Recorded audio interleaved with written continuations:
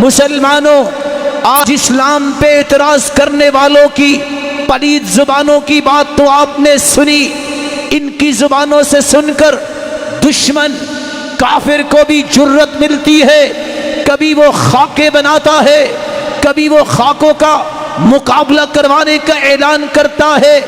ایک مسلمان ہونے کے ناطے سے ہمیں کیا کرنا ہے؟ ہمیں دین اسلام کی روشنی میں اپنی زندگی کے امور کو نپٹانا ہے۔ 5 کام کیجئے۔ سب سے پہلی ذمہ داری، جب کائنات کی سب سے اعلیٰ ہستی پر زبان کھولی جائے، جب کائنات کی سب سے عارفہ اسما ہستی کے بارے میں اس طرح تکلیف والے معاملات سامنے آئے تو اس کے تذکروں کو عام کرو، اللہ کے پیارے پیغمبر کی تعریفیں زیادہ کرو، سیرت کی کتابیں پڑھو، سیرت کی کتابیں پرنٹ کرواؤ۔ دوسری بات، رسول اللہ صلی اللہ علیہ وسلم سے محبت ہے تو ان کا جواب کیسے دیا جائے؟ دوسرا جواب یہ ہے، اس وقت مشرک کہتے تھے مذمما، یہ تو مذمت کیا گیا ہے۔ اللہ کے رسول فرماتے ہیں انا محمد، اور میں تو محمد ہوں۔ دشمن بھی تعریف ہی کرتا ہے اور کرے گا۔ کائنات میں سب سے زیادہ تعریف اللہ کے بعد اگر کسی کی ہے تو وہ محمد مصطفیٰ ہے۔ کثرت سے درود پڑھنا سیکھو، عادت بناؤ چلتے پھرتے۔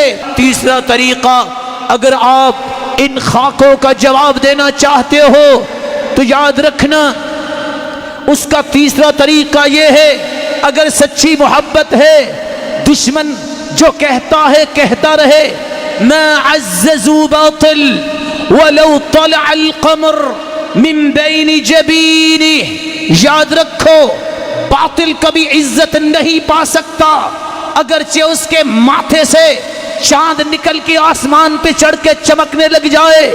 لیکن یہ بھی یاد رکھنا، ما ذل ذو حق، حق والے کبھی پریشان نہیں ہوتے، ذلیل نہیں اللہ ان کو کرتا۔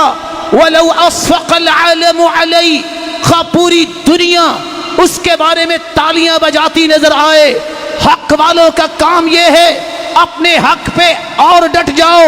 سعد رضی اللہ تعالیٰ عنہ نے کہا تھا، او میرے ساتھیوں، میں تو جا رہا ہوں اپنے رب کے پاس، لیکن یاد رکھنا اگر تم میں سے کوئی ایک بھی بچا اور آپ کی زندگی میں محمد مصطفیٰ تک دشمن پہنچ گیا تو قیامت کے دن تمہارے پاس کوئی بہانہ پیش کرنے کے لیے نہیں ہوگا۔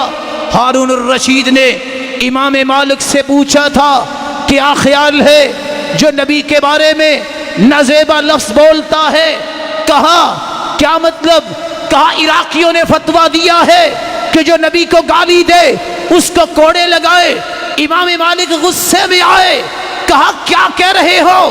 کس کے کوڑوں کی بات؟ اس امت کو زندہ رہنے کا حق کیا ہے جس کے پیغمبر کے بارے میں کوئی زبان کھولے اور وہ زندہ رہے اور اس کے اندر یہ غیرت نہ جاگے؟ یہ کیسے جاگے گی؟ اللہ کے رسول کی سنت کو مانو، اس کی ہر کام کو اور مضبوطی سے تھامو۔ تمسکو بہدیہ، اس کی سنت کو، اس کے طریقے کو اور اس کے دین کو اور مضبوطی سے تھامو۔ چوتھا طریقہ، اگر دشمنوں کا جواب دینا ہے تو اس کا یہ بھی طریقہ ہے، آپ صلی اللہ علیہ وسلم کی نافرمانی چھوڑ دو۔ ایک طرف نعرہ لگائے کہ حرمت رسول پہ جان بھی قربان ہے، دوسری طرف مسجد کی بجائے قبر کو سجدہ کرنا چھوڑو۔ ایک طرف نعرہ لگائے حرمت رسول پہ جان بھی قربان ہے، لگتا ہے بھول گیا جان قربان کرنے سے پہلے داڑھی کو قربان کر دیتا ہے، شاید چھری ہاتھ سے تذبذب کی حالت میں چلاتا ہے وہ اوپر چل جاتی ہے۔ کس طرح کا نعرہ ہے؟ پہلے اپنی نافرمانی کو ختم کرو، یہ نبی کریم کی سنت ہے۔ جس کو رب کے محبوب کے چہرہ پسند نہیں ہے، میں کیا کہوں؟ اگر کل کو فیصلہ یہ ہو گیا کہ تمہیں تو رب کے محبوب کا چہرہ پسند نہیں، تم کس محبت کے دعوے دار ہو؟ کیا جواب ہوگا؟ نافرمانی چھوڑو، جو حدیث میں آیا ہے اس کو اختیار کرو، بدعات ختم کرو، بناوٹی قصے کہانیاں، اپنے کشید کیے ہوئے تجربات، اپنے کشید کیے ہوئے دین کے مفاہیم کو اپنے پاؤں تلے رون دو۔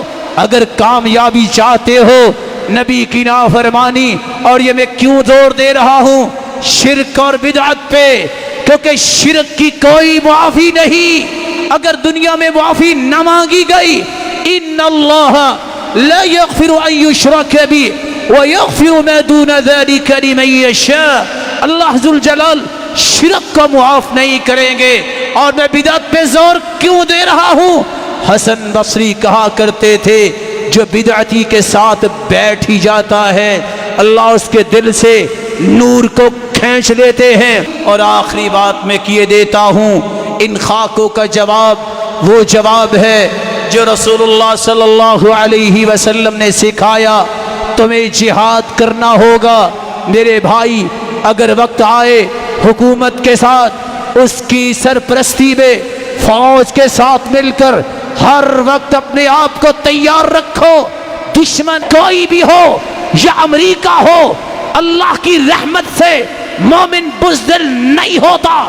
کسی وقت بھی اگر دین بچانے کے لیے، رب کی توحید کی حفاظت کرنے کے لیے، محمد مصطفیٰ کی ذات اور سنت کی چاکری کرنے کے لیے ضرورت پیش آئے، سب سے پہلے اپنا مال، اپنی رائے، اپنی جان پیش کرنے کو سعادت سمجھنے کے لیے تیار رہنا۔ رب کے رسول کا فرمان ہے، علیکم بالجہاد فإنہ باب من ابواب الجنہ یذہب اللہ بہ الہم والغم۔ جہاد کو لازم پکڑو، یہ جنت کا دروازہ ہے، اس سے غم اور پریشانیاں دور ہوتی ہیں۔ لیکن کیسے لازم پکڑو؟ جیسے حدیث بتاتی ہے، جیسے سب سے بڑے مجاہد نے سمجھایا ہے، اصولوں کی روشنی میں، ضابطوں کی روشنی میں، فساد نہیں، جہاد اسلام نے بولا ہے۔ اور اللہ کے رسول نے فرمایا تھا، من لم یغزو ولم یحدث به نفسه مات على شعبة من نفاق۔ جو شخص جہاد نہیں کرتا یا اس کے دل میں تڑپ بھی نہیں ہے، یاد رکھنا وہ تو منافقت کی موت مرے گا۔